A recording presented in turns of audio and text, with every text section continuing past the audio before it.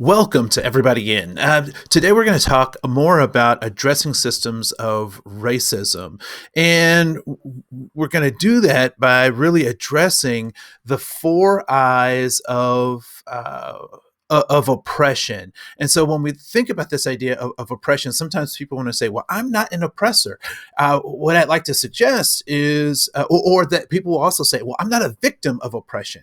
And I would suggest that we not so much think about it as in individual terms, but recognize that there are oppressive systems that we operate in. And so we have to be really cognizant about how do we recognize those systems, particularly when they're not helping us reach our goal. I am all about goal achievement, if you haven't noticed. And so if these systems aren't helping us reach our goal, then they need to be augmented or changed. And so when we think about this idea of oppression, there are some very specific things that we have to recognize. And so this particular unit will talk about the four eyes of oppression.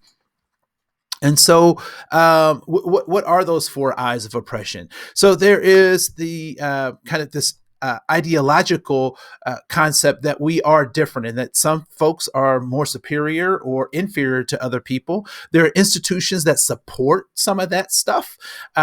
And then there's the interpersonal relationships that we have with people, or in some cases don't have with people, who fall along those ideological lines. And then lastly, we kind of internalize those behaviors.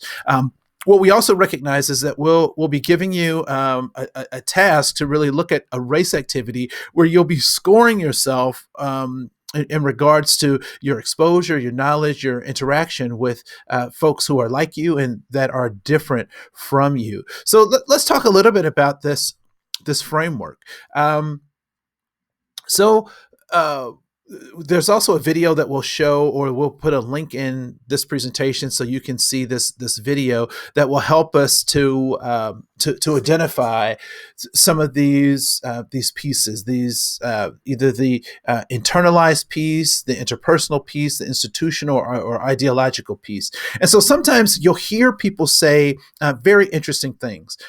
People will say, particularly when we talk about systemic racism, that it's not about racism. And in some cases, they could be correct, because it actually could be about class, but that's a whole nother training.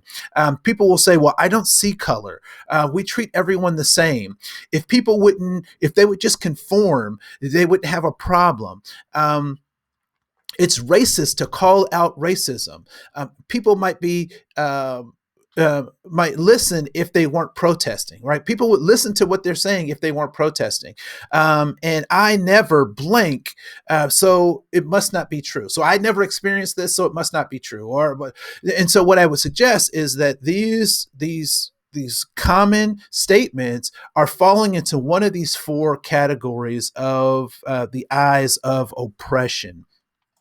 And so when we think about those eyes of oppression, again, the foundation is the ideology, right? That one group is better, different, more effective than another.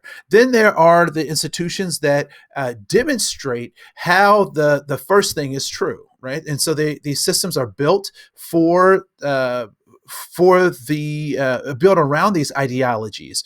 And then thirdly, is this idea that one group is not only better than another, but we have socially constructed ways in which that is true or becomes true. And then lastly, we internalize things. So you start to actually see people who are in the oppressed group oppressing themselves or oppressing other people as a part of their interaction with the world. And so what I'd like to offer you is there's a video that you can watch if you just